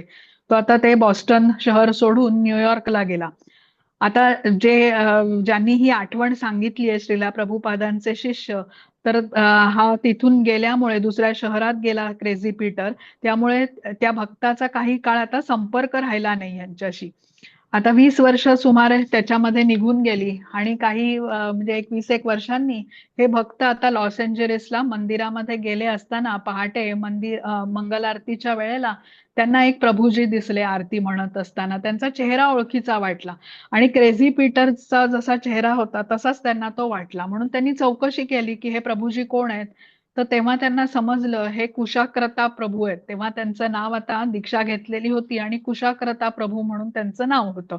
आणि बंगाली आणि संस्कृतमध्ये धर्मग्रंथांचं भाषांतर करून ते आता इंग्रजीमध्ये त्याचा अनुवाद करत असल्यामुळे ते प्रसिद्ध होते कुशाक्रता प्रभू. आता त्यामुळे या भक्ताला खूप म्हणजे भरून आलं की श्रीला प्रभुपाद हे किती दयाळू आहेत. आणि त्यांच्या दयेमुळे किंवा करुणेमुळे हा जो वेडा पीटर होता, क्रेझी पीटर होता, ज्या इतर भक्तांना वाटत होतं की ह्याच्यामध्ये काही तशी फारशी क्षमता दिसत नव्हती, तो आता वैष्णव साहित्याचं भाषांतर करण्याच्या टप्प्यापर्यंत पोहोचलाय. श्रीला प्रभुपादांनी विचारलं होतं ना, तुम्ही त्याचं वागणं सहन करू शकत नाही का? आणि त्या म्हणजे किती दयाळू त्यांच्यामध्ये भावना होती बघा. तर श्रीला प्रभुपाद यांची तीव्र इच्छा होती की प्रत्येकाने कृष्णांच्या सेवेमध्ये सहभागी व्हायला पाहिजे. आणि प्रत्येकामध्ये त्यांना ती क्षमता दिसत असे श्रीला प्रभुपाद यांना. आणि त्यांनी त्यासाठी प्रत्येकाला संधी ते देत असत. म्हणजे कृष्णांच्या शुद्ध भक्ताच्या कृपेने आणि कृष्णांच्या कृपेने कोणामध्ये कसं परिवर्तन होईल हे आपण सांगू शकत नाही. त्यासाठी कोणाला आपण कमी लेखू नये.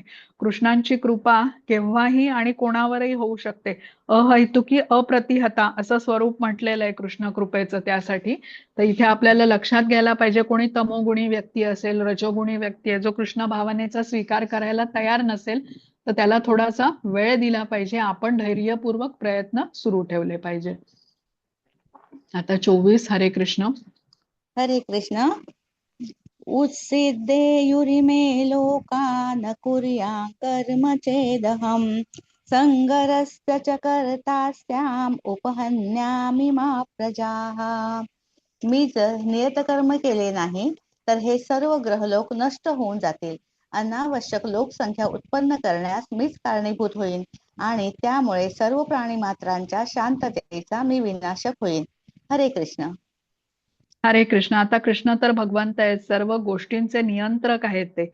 त्यांनीच त्यांचं कर्तव्य केलं नाही तर सर्व ग्रहलोक नष्ट होतील असं ते म्हणतात. आता गोकुळामधील श्रीकृष्णांच्या लीला, जसं की गोवर्धन लीला, त्यामध्ये त्यांनी सर्व गोकुळवासियांचं रक्षण केलं. मग आपण जसं म्हटलं की नंद महाराजांच्या 9 लाख गायींचा सांभाळ त्यांनी केला, अनेक असुरांचा वध केला, अशी अनेक कार्य ते करीत होते.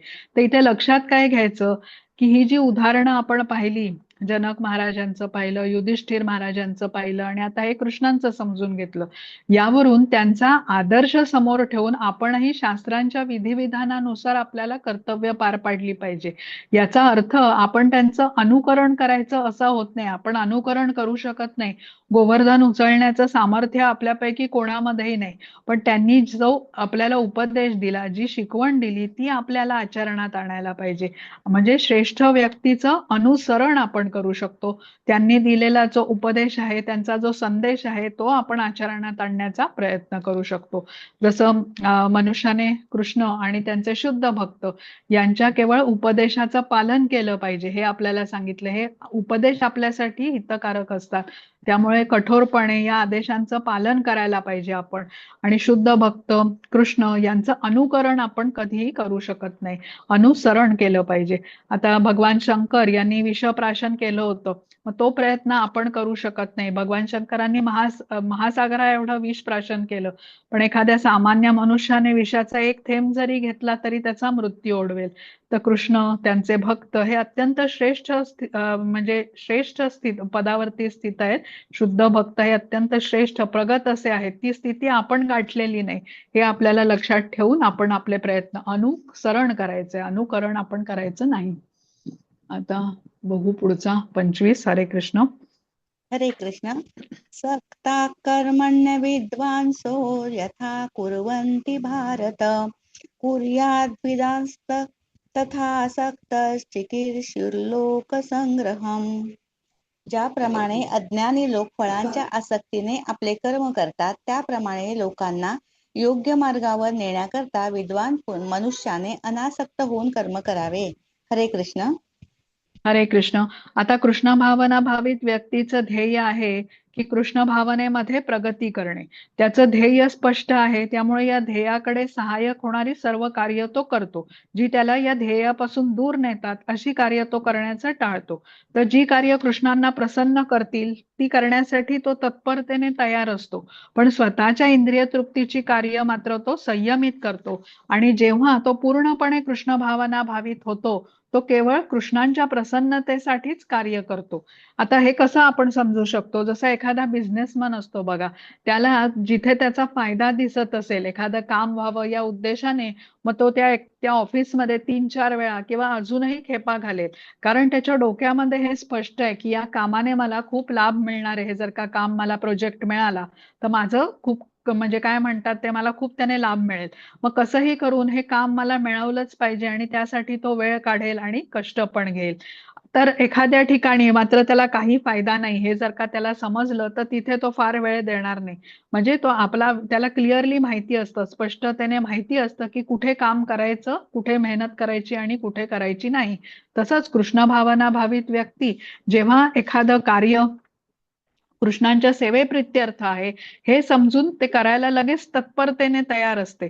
त्यासाठी त्याला पटवून द्यावं लागत नाही, कारण त्याला माहिती असतं स्पष्टतेने की हे कार्य कृष्ण भावनेमध्ये मला पुढे घेऊन जाणार आहे. कृष्णांच्या सेवेच्या प्रती हे कार्य आहे, त्यामुळे तो करायला लगेच तयार होतो. आणि भौतिकामधलं काही काम असेल तर तेवढ्या उत्साहाने तत्परतेने तो करत नाही, पण जे स्वधर्म कर्म आहे ते तो करतो. पण रुची मात्र त्याची कृष्ण भावना भावित कार्य करण्यामध्ये असते, कारण त्याचं ध्येय स्पष्ट असतं.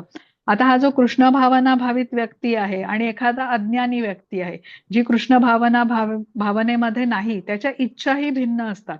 कृष्ण भावना भावित व्यक्ती अशी कुठलीही गोष्ट करीत नाही जी त्याला कृष्ण भावनेपासून दूर नेईल. कृष्ण भावना भावित व्यक्ती ही एखाद्या भौतिक कर्मात आसक्त असणाऱ्या अज्ञानी व्यक्तीसारखाच कर्म करतो, पण त्याचा ध्येय वेगळं असतो. तो कृष्णांच्या संतुष्टीकरता कार्य करतो. आणि अज्ञानी मनुष्य हा स्वतःच्या सुखाकरता, स्वतःच्या इंद्रिय तृप्तीकरता कार्य करीत असतो.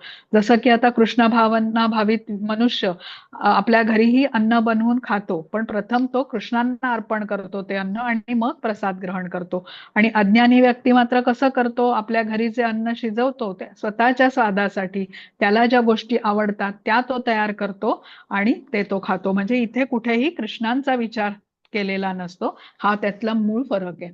आता 26वा बघू. हरे कृष्ण. हरे कृष्ण. न बुद्धिभेदै जनयेत् अज्ञानान् कर्मसङ्गिनां जोषयेत् सर्वकर्माणि विद्वान् युक्तः समाचरन्.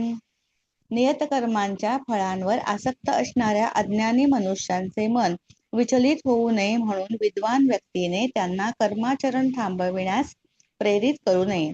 या उलट भक्तिभावाने कर्म करून त्याने त्या लोकांना कृष्ण भावनेच्या यथावकाश विकासासाठी सर्व प्रकारच्या कार्यांमध्ये युक्त करावे. हरे कृष्ण. हरे कृष्ण. आता इथे कृष्ण सांगतात की जो अशा प्रकारे कर्माच्या फळावरती आसक्त आहे त्याला आपण ज्ञानाचा उपदेश सांगू नये. इथे कर्मसंगीनाम असा शब्द आहे बघा, म्हणजे कर्मफळामध्ये जो अत्यंत आसक्त आहे अशा लोकांना भौतिक जगामध्ये कार्य करून विविध लाभ प्राप्ती करून घेण्यात बद्दल अत्यंत आसक्ती असते. आता ते असं का करतायत, कारण ते अजून अज्ञानी आहेत. ते जाणत नाहीयेत की आपण आत्मा आहोत, आपल्याला हे मनुष्य शरीर का मिळालं आहे, की ज्याद्वारे आपण भगवंतांची भक्ती करून भगवत धामामध्ये जाऊ शकतो. या स्थितीबद्दल, या क्रियेबद्दल त्यांना पूर्ण अज्ञान असतं. आत्म्याचं सुख कशामध्ये आहे हे जाणत नसल्यामुळे ते कर्मसंगी आहेत. भगवत धामात जाण्यामध्ये काय सुख आहे आता हे माहितीच नसल्यामुळे भौतिक जगामध्ये कर्म करण्यातच ते उत्साही असतात आणि भगवत धामात जाण्याविषयी काही प्रयत्न ते करत नाहीत. आता ज्यांची बुद्धी अशी कर्मकांडाकडे अत्यंत आसक्त आहे त्यांना आत्मज्ञान देऊन विचलित करू नये किंवा त्यांचा बुद्धिभेद करू नये असं कृष्णांनी इथे आपल्याला सांगितलंय. जसं आपण मगाशी म्हटलो ना की आपल्या कुटुंबात कोणी अशा व्यक्ती असतील ज्या रजोगुणाच्या तमोगुणाच्या खूप प्रभावी असतील आणि आपण त्यांना कृष्ण भावना देण्याचा प्रयत्न करतोय जो यशस्वी होत नाहीये, तर ते आपल्याला समजलं पाहिजे की प्रत्येक मनुष्यावरती प्रभाव टाकणारा जो गुण आहे ना तो वेगळा आहे. मग त्याला अलगदपणे आपण कशी कृष्ण भावना देऊ शकतो, तर सहजपणे तो कुठलं कार्य करेल हे जाणून आपण त्याला दिलं पाहिजे. जसं आता अज्ञानी मनुष्याच्या कर्मामध्ये व्यत्यय ना या श्लोकामध्ये कृष्ण सांगतायत की असा जो अज्ञानी आहे ज्याला मी शरीर नसून मी आत्मा आहे या गोष्टीबद्दल अज्ञान आहे, तर या मनुष्याच्या कर्मामध्ये व्यत्यय न आणता त्याला अलगदपणे प्रेमाने आपण कृष्ण भावनेमध्ये अल्प कार्य करायला प्रेरित करू शकतो. जसं आता एका शेतकऱ्याचं उदाहरण आपण लेव्हल 1च्या अभ्यासामध्ये घेतलं होतं बघा, की हा शेतकरी आहे, तो शेतामध्ये काम करतो, धान्य उगवतो आणि ज्याचा विचार काय आहे की मी खूप कष्ट करेन, हे धान्य विकून अजून मोठी जमीन घेईन आणि मग अजून त्याच्यावरती धान्य उगवेन. पण असा स्वतःची प्रगती करण्याची त्याची इच्छा आहे, अजून जमिनी घ्यायचं, अजून धान्य पिकवायचं, पण या विचारांमध्ये कुठेही कृष्णांबद्दलचा विचार नाहीये. कारण तो अर्थात अज्ञानी आहे. मग अशा व्यक्तीला आपण काय सांगू शकतो की तू एवढे कष्ट करून धान्य उगवतोस, पण त्यातलं काही धान्य तू कृष्णाच्या मंदिरामध्ये दान करू शकशील का? किंवा रोज अन्न खातोसच, मग कृष्णांना अर्पण करून प्रसाद खाशील का? मग एका नारळवाल्याचं आपण उदाहरण बघितलं होतं की जो झाडावर चढून नारळ काढतो आणि विकतो आणि त्याचाही विचार असा आहे की एक दिवस माझं मोठं दुकान होईल, माझ्या व्यवसायाची खूप भरभराट होईल. मग त्यालाही आपण सांगून बघू शकतो की एखादा नारळ तू रोज मंदिरामध्ये देशील का? तर अशा प्रकारे अलगदपणे त्यांना विचलित न करता कृष्ण भावनेशी जोडू शकतो. त्यांना कमी लेखून, त्यांचा अपमान करून की हे तुम्ही काय करताय असं विचलित न करता ते किती प्रमाणात कृष्ण भावना स्वीकारू शकतात ते प्रयत्न प्रेमाने आणि अलगदपणे केले जावेत. आता त्याची कर्मफळाकडे अशा व्यक्तीची आसक्ती आहे, पण थोड्या प्रमाणात का होईना त्यांनी कृष्ण भावना जर का स्वीकारली तर त्यांची क्रमशः उन्नती होऊ शकते. जसं त्या नारळवाल्याने स्वीकार केला की मी रोज मंदिरामध्ये एक नारळ देईन किंवा त्या शेतकऱ्याने ठरवलं की रोज प्रथम कृष्णांना अर्पण करून मी अन्न खाईन, तर त्याची क्रमशः मग प्रगती निश्चित होईल. आता 27वा बघू. हरे कृष्ण. हरे कृष्ण. प्रकृते क्रियमाणानि गुणैः कर्माणि सर्वशः अहंकार विमूढात्मा कर्ताहमिति मन्यते. मिथ्या अहंकाराच्या प्रभावाने मोहित झालेला आत्मा स्वतःलाच कर्माचा कर्ता समजतो, पण वास्तविकपणे प्रकृतीच्या 3 गुणांद्वारे कर्मे केली जातात. हरे कृष्ण. हरे कृष्ण. आता आपण समजून घेतलं की सर्व कार्य आपल्याला कृष्णांच्या आनंदासाठी करायला हवीत आणि कशी करायला हवीत तर उत्साहाने करायला हवीत, कारण ही कृष्णांच्या सेवेत केलेली कार्य आहेत. मग अशी अनेक कार्य आहेत जी आपण कृष्णांच्यासाठी करू शकतो. कृष्णांना प्रसन्न करण्यासाठी आपण अन्न पदार्थ तयार करून त्यांना अर्पण करू शकतो, मनपूर्वक आपण जप करू शकतो किंवा भगवद्गीतेच्या वर्गाला आपण येतो. काही जण जे व्यवसाय करतात, नोकरी करतात, तर आपल्या अर्थार्जनाचा काही भाग स्वेच्छेने यथाशक्ती कृष्णांच्या मंदिरामध्ये दान देऊ शकतात. म्हणजे अशी अनेक प्रकारे आपण कृष्णांच्या बरोबर आपली कार्य जोडून घेऊ शकतो. पण अज्ञानी व्यक्तीला याबद्दल काहीच ज्ञान नाहीये. आता बघा, आपण 18व्या अध्यायामध्ये शिकलो होतो, तुम्हाला आठवत असेल तर, की कुठलीही गोष्ट म्हणजे कुठलंही कार्य सफल होण्याची 5 कारणं असतात. पहिलं कारण म्हणजे स्थान किंवा आपलं शरीर, मग कर्ता जो ते कार्य करतोय ते, म्हणजे कर्त्याची इंद्रिय आणि त्या इंद्रियांचे प्रयत्न, तसंच सगळ्यात शेवटचं आणि महत्वाचं कारण म्हणजे परमात्मा. आता जे हे पहिले 4 घटक आहेत, तर हे जरी पूर्ण असतील, म्हणजे शरीर, कर्ता, त्यांची इंद्रिय आणि प्रयत्न त्या इंद्रियांचे, हे जरी पूर्णपणे असतील तरी परमात्म्याची जर काही इच्छा नसेल ना, तर ते कार्य सफल होत नाही. आता ह्या श्लोकामध्ये बघा काय म्हटलंय, की कर्ता अहम इति मन्यते, म्हणजे मी एकटाच कर्ता आहे असं मानणं. आता जीवात्मा कार्य करायला आवश्यक घटक आहे, पण तो स्वतंत्र कर्ता नाहीये. आता जसा बघा गृहिणींचा अनुभव असतो, कुठला एखादा खाद्यपदार्थ आपण तयार केला तर अपेक्षेपेक्षा कधीतरी तो पदार्थ खूप स्वादिष्ट होतो. म्हणजे आपल्याला प्रत्येकाला हा असा अनुभव असेल. आता इथे लक्षात घेऊया, हे करण्यामुळे आपण तयार केला म्हणून तो स्वादिष्ट झाला असं नाही. आपण अनेकदा तयार करतो तो पदार्थ, पण एखाद्याच वेळेला तो खूप अधिक चांगला होतो. तर त्यावेळेला जर का त्या गृहिणीची इच्छा असेल कृष्णांना संतुष्ट करण्याची, की हा अन्न पदार्थ तयार करून मग मी कृष्णांना अर्पण करेन, आणि मग कृष्णच तशी व्यवस्था करतात की तो पदार्थ उत्तम होईल. आता कोणी बाहेरचे लोक असतील तर ते विचार करतील की हिने हा पदार्थ केवढा चांगला बनवला आहे. पण भक्त म्हणून आपण कसा विचार केला पाहिजे, की आता ह्या सर्व गोष्टी ज्या आहेत नेहमीप्रमाणेच मी वापरल्या, तेवढंच तिखट घातलं, तेवढंच मीठ घातलं, तेवढेच मसाले घातले, पण तरीही हा उत्तम बनला, कारण माझी इच्छा होती की कृष्णांना संतुष्ट करण्यासाठी. म्हणजे प्रत्येक गोष्टीमध्ये कृष्णांचं महत्व आपण समजून घेतलं पाहिजे. गुरूंच्या आणि कृष्णांच्या कृपेशिवाय ही गोष्ट साध्य होऊ शकत नाही.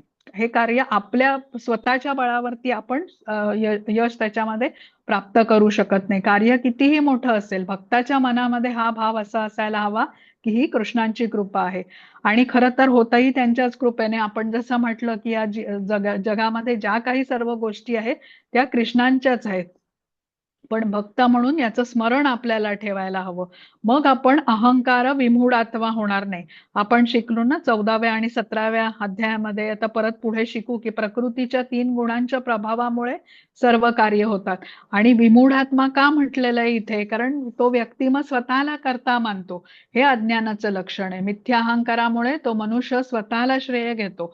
अज्ञानामुळे त्याला माहिती नसते की शरीराद्वारे तो कार्य करतोय, पण ही सर्व यंत्रणा भगवंतांच्या अध्यक्षतेखाली कार्य करते आहे.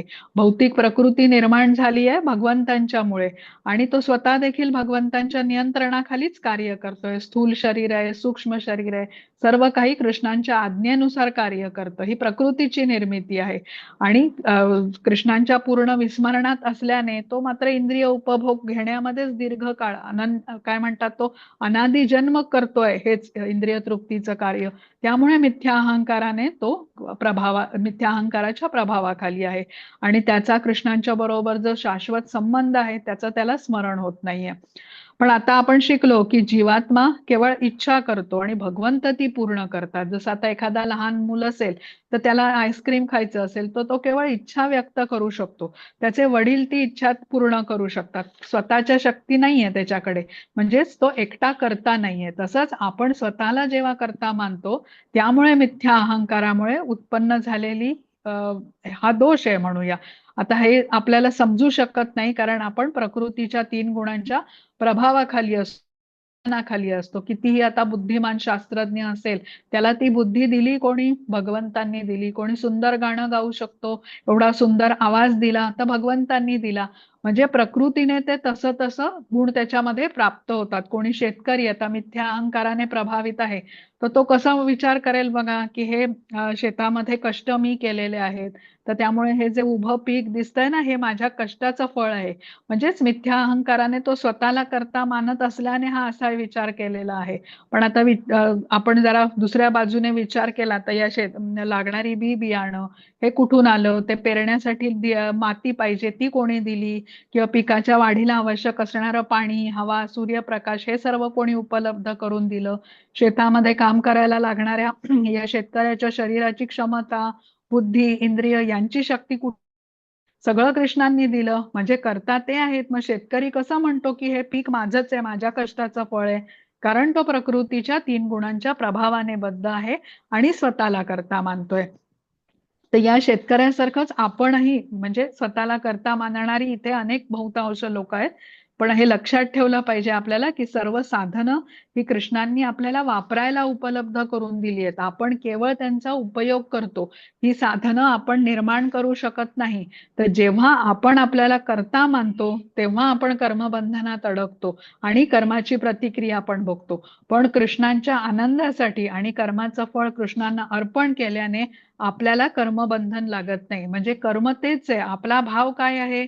मी स्वतःला करता मानतो आहे की कृष्ण स्वामी आहेत ते करता आहेत हे मानून आपण कर्म करतोय, यावरून कर्माची प्रतिक्रिया लागू पडते. म्हणजे ती आपल्याला बद्ध तरी करेल किंवा कर्मबंधनातून मुक्त तरी करेल. तर त्यासाठी कर्माचं ज्ञान घेणं आवश्यक आहे. ज्ञान घेऊन कर्म केल्याने कर्माच्या प्रतिक्रियेतून आपण मुक्त होऊ शकतो. मिथ्या अहंकार असणं हे अज्ञानाचं लक्षण आहे आणि त्यामुळे मनुष्य प्रत्येक गोष्ट स्वतंत्रपणे करण्याचं श्रेय स्वतःकडे घेत असतो. आपलं शरीर, मन, बुद्धी ही भगवंतांच्या आदेशानुसार कार्य करणाऱ्या प्रकृतीमुळे आपल्याला प्राप्त झाली आहे. पण हे न मानता आपल्या अज्ञानामुळे कर्तेपणाच्या भावामध्ये कार्य करणं म्हणजेच मोहग्रस्त असणं आणि त्याचा परिणाम म्हणजे आपलं जे कृष्णांशी असलेलं नातं आहे त्याचं आपल्याला विस्मरण होतं. तर इथे आता आपण आज थांबूया आणि 28व्या श्लोकापासून आपण उद्या बघूया. आता उद्या नाही, आता सोमवारी.